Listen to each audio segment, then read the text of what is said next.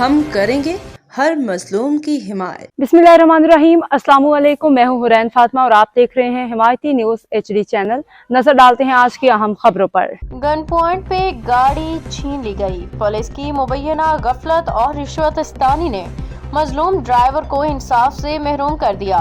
Karachi report Faheem Ahmad अराई। शहरी अब्दुल वाहिद वल्द मोहम्मद फाजल ने IG Sindh से अपील करते हुए दावा किया है कि उनकी गाड़ी की गन पॉइंट पे छीन ली गई। ड्राइवर को जख्मी करके सड़क पे फेंक दिया गया, मगर मुतल्लिका थाने की पुलिस ने न सिर्फ बरवक्त FIR दर्ज न की बल्कि मुबैना तौर पे रिश्वत लेके मुल्ज़िमान के साथ दिया और मुकदमा कमजोर बना के उन्हें रिहा करवा दिया। अब्दुल वाहिद के मुताबिक 13 अगस्त 2024 के रात 3:15 बजे गोदाम चुरंगी पे उनका ड्राइवर अगवा और जख्मी करके छीन के गाड़ी ले गया गया। पुलिस मौके पे पहुंची मगर KIA थाने के SHO ने फौरी FIR दर्ज न की। 3 दिन बाद 16 अगस्त 2024 को FIR नंबर 19/10 सिर्फ दफ़ा 382 के तहत नामालूम मुल्ज़िमान के खिलाफ काट दी गई, जबकि वाक़े के मुताबिक दफ़ा 392, 397 डकैती असली अगवा शदीद जख्मी करना बनती थी। बादिज़ा 17 अगस्त 2024 को वही डकैत मुबैना टाउन में थाने में पकड़े गए। मुल्ज़िम राशिद ने बयान में बताया कि छीनी गई आल्टो गाड़ी, मोबाइल फ़ोन और नकद रकम अरशाद वल्द आशिक को 2 लाख रुपए में फरोख्त की। पुलिस ने निशानदही पे अरशाद को गिरफ्तार करके जौहर थाने में जमा कराया। शहरी के मुताबिक जब वो थाना कुरंगी नंबर 4 पहुंचे तो सजाद होटल वाला ग्रुप और उनका वकील इरफान सर की मुबैना तौर पे 25 लाख रुपए का चेक देके मुल्ज़िमान की रिहाई मुकदमा वापस लेने के लिए दबाव डालते रहे। इनकार पे IO मोहम्मद यूसुफ ने 3 लाख और PDIO नवीद तनौली ने 5 लाख मिठाई का मुतालबा किया। रकम न मिलने पे शहरी को धक्के देके थाने से निकाल दिया गया।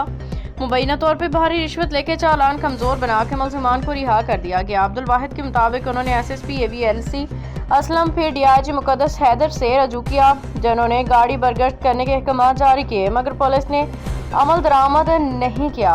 बातिज़ा सजाद होटल वाला ग्रुप ने 5 लाख की गाड़ी देने की पेशकश भी की। शहरी को दोबारा अगवा करने की कोशिश की, ताहम अवाम ने इसे बचाया। बातिज़ा AVLC SSP बशीर बरोही की हिदायत पे DSP मरवत लाठी ने इंक्वायरी की, जिसमें पुलिस अफसरान रिश्वतस्तानी, गफलत, मुल्ज़िमान की पेश पनाही और सजाद और अरशाद पे मुख्तलिफ जराइम में मुलविस होने के इल्ज़ामात साबित हो गए। ताहम 3 माह गुजरने के बावजूद कोई कानूनी कार्रवाई न हो सकी। अब्दुल वाहिद का कहना है कि वो 2 घरों के वाहिद कफील हैं। गाड़ी चला के घर का खर्च चलाते थे और लुटेरों के साथ साथ पुलिस की ज्यादती उन्होंने तबाह कर दिया है। मुल्ज़िमान के जानिब से कत्ल की धमकियां भी मिल रही हैं। उन्होंने आज सिंध से अपील की है कि उन्हें इंसाफ दिलवाया जाए, मुल्ज़िमान के खिलाफ सख्त कार्रवाई की जाए, उनकी गाड़ी फौरी तौर पर वापस दिलाई जाए। रिपोर्ट फहीम अहमद अराई, रोज़नामा हिमायती न्यूज़। बिस्मिल्लाहिर्रहमानिर्रहीम। अस्सलाम वालेकुम या अली मदद। अदामा रोज़नामा हिमायती न्यूज़ के पंहिंजे तरफ़ां रिक्वेस्ट कयां थो त हू मूंसां साथ ॾियनि ऐं मुंहिंजी गाॾी जेका आहे त कराची इंडस्ट्री एरिया और इन मां जा गोदाम चौरंगी खां फुर थी, जंहिंमें मुंहिंजो मथो बि फाड़ियऊं, बांह बि ॿधऊं, जंघां बि ॿधऊं ऐं तक़रीबन 8-10 किलोमीटर अॻिते खणी करे वञी कचरा कुंडी में सटियऊं, जंहिंमें पुलिस जेके मुंहिंजूं कलमूं हुयूं उहे न हयूं, माना 382 जूं कलमूं हयूं, त माना हिकिड़ी जीअं मोबाइल फुर थी वञे या चोरी थी वञे, ईअं मुंहिंजूं जेके कलमूं ठहिनि पियूं 392 97 ठहिनि पियूं उहे न आहियूं, त जंहिंमें हुनजूं डकैतनि जूं ज़मानतूं या इहे शयूं मुश्किल सां थींदियूं आहिनि। उन खां पोइ जेको आहे त 3 ॾींहंनि खां बाद साॻा ई डाकू जेके आहिनि ॿी गाॾी फुर पिया कनि मुबीना टाउन जी हद वञा, उतां जेका आहे त हीअ पकड़िजी पिया। उन में असांखे पुलिस घुरायो, असां सुञातोसीं चोर वीडियो बयानु ॾिनो मुंहिंजे साम्हूं, उहो मां रिकॉर्ड कयो, उहो तव्हां हाणे मां मोकिले चुको आहियां। उन खां पोइ जेके आहिनि त हिननि ॾसियो त असां तव्हांजी गाॾी फुर करे असां वियासीं गुलिस्तान जौहर में गुल चौक ते होटल आहे सिजाद अल हरम पकवान, उन जेको मालिक आहे सिजाद, उन जेको भाणेजो आहे इरशाद वल्द मोहम्मद आशिक, उनखे असां 2 लख में गाॾी विकिरो कईसीं। उहो असां आशिक खे जे पुट इरशाद खे पुलिस अरेस्ट करे खणी आई। CIA police, IO Mohammad Yusuf ऐं DIO नवीद तनौली, उन्हनि खे जेको आहे त थाणे ते खणी आया। थाणे खां बाद होटल वारा ऐं होटल वारनि जा साथी जेके आहिनि 15-20 वकील ऐं वीगो गाॾियूं, उहे उते थाणे ते पुॼी वियूं। पोइ पुलिस खे माना हिकिड़ो घेरे में वठी आहे त असां सां जेको आहे त तव्हां नाजाइज़ी कई आहे। पोइ उन में हिननि माना मूंसां डकेटनि मूंखे ॿाहिरि कढी करे मूंखे हिननि चयो त 25 लख जो चेक था ॾियूं, असांखे माण्हू छॾाए ॾिए, 3 ॾींहंनि में गाॾी तोखे वापसि कंदासीं। पोइ असां चेक पंहिंजो वापसि वरितासीं। हुनजा वकील पिया ॻाल्हाइनि मूंसां। पोइ मुंहिंजो वकील दोस्त हुयो, मां हुननि खे चयो आहे मुंहिंजे तव्हां वकील सां ॻाल्हायो। पोइ जेको मुंहिंजो दोस्त हुयो वकील मुख़्तियार सिमायर, पोइ उन सां मां ॻाल्हि कराई। पोइ उनखे मुंहिंजे वकील चयो त तूं चेक खणी आ बार जे अंदरि, उते मूंखे ॾे अची माण्हू छॾाए वञे। हुन चयो बार में न ॾींदासीं, असांखे ॿाहिरि चेक वठो। ठीकु आहे, ईअं मतिलबु हिकु ड्रामाबाज़ी मूंसां हलंदी रही।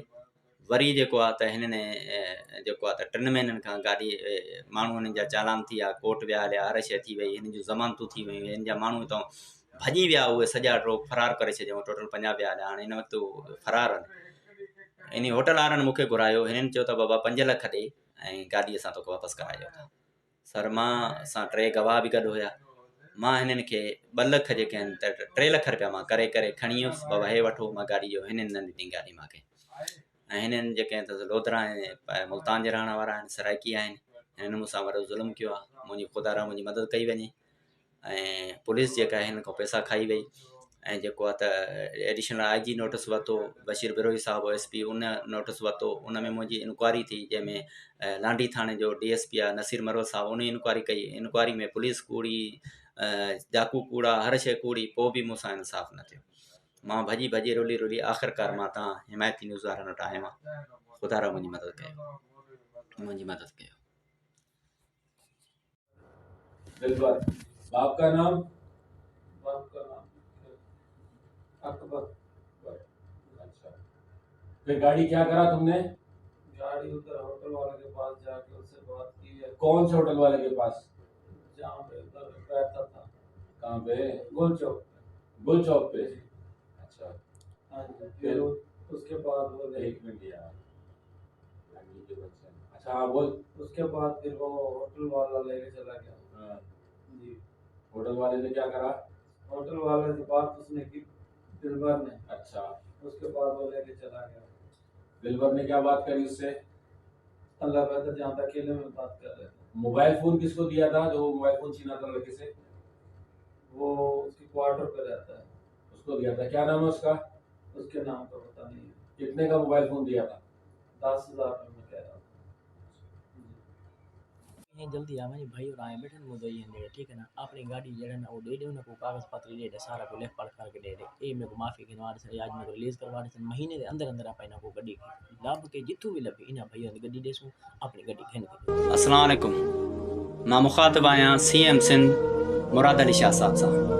मुराद अली साहब मुंहिंजा चोर पकता पिया आहिनि, पाथारी दार साम्हूं आहिनि, ऐं जन के वेकिरो थी आहे गाॾी उहे साम्हूं आहिनि। मां ज़री जा मूं वटि वीडियो ऐं वॉइस ऐं ऑडियो रिकॉर्डिंग मूं वटि मौजूदु आहे। मूंसां इंसाफ़ छो नथो थिए पियो? मां कंहिंजे दर वञा, काॾे वञा? तव्हांजी ऑफिस अचां थो, चवनि था साईं कंहिंजी मार्फत आया हो, वापसि करे छॾियो। उन खां पोइ हे मां दरख़्वास्तूं हे मुंहिंजूं तव्हां ॾिसो, हिन में तव्हांजो नालो आहे, ठीकु आहे न। हे मां तव्हां ॾे मोकिलियूं आहिनि ऐं तक़रीबन 58 दरख़्वास्तूं मां मोकिलियूं आहिनि। 58 दरख़्वास्तुनि मां सिर्फ़ु हिकु दरख़्वास्त जेका पंजाब खां वज़ीर आज़म पाकिस्तान शहबाज़ शरीफ़ खां वापसी आई आहे, बाक़ी कंहिं जवाबु मूंखे नाहे ॾिनो। मां IG सिंध साहिब दफ़्तर ते वञा थो त उतां बि इहो ई आहे, कंहिंजे रेफर सां आयो आहियां, कंहिं मोकिलियो अथई, कीअं मिलायूं तोसां, उतां बि मूंखे वापसि करे छॾनि था। उनखे बि मां दरख़्वास्तां ॾिनियूं। हे ॾिसो सॼियूं मूं वटि पयूं आहिनि। मां घटि में घटि बि 58 दरख़्वास्तां ॾिनियूं आहिनि, पर मुंहिंजी दरख़्वास्त हिकु बि जवाबु मूंखे न मिलियो आहे। मूंसां इंसाफ़ कयो। सभिनी जा विडिया रखंदुसि, सभिनी खे हिक खे दान ॾींदुसि, ऐं उन खां पोइ जेको आख़िरी क़दम मुंहिंजो हूंदो न, उन में सॼी सिंध पछताईंदी त हिन छा करे छॾियो पंहिंजो पाण सां। ठीकु आहे, मुंहिंजी मालिकी कयो, मूंसां इंसाफ़ कयो, मूंसां वेही करे मेरिट ते फ़ैसिलो कयो। अगरि जे मुंहिंजी शइ बीहे थी त मूंखे वठी ॾियो, अगरि मुंहिंजी शइ नथी बीहे त मूंखे न वठी ॾियो। हाणे मां हेठियनि खां सॼनि खां थी मोटी आयो आहियां, मुंहिंजो काथों बि चारो न चढ़ियो, ठीकु आहे न। हू मूंखां ॾाढो आहे, ऐं हू जिथे बि अचे थो 5-8 वकील गॾु अथसि ऐं कुझु अहिड़ा पोतल माण्हू गॾु अथसि, मां हुन सां कुझु बि नथो करे सघां। मुंहिंजो आख़िरी जहिड़ो हिकिड़ो ई हूंदुसि, पोइ जहिड़ो बि थियो अॻ में मां सॼी सिंध खे मिंथू इलाज कंदुमि त मूंसां इंसाफ़ करायो वञे।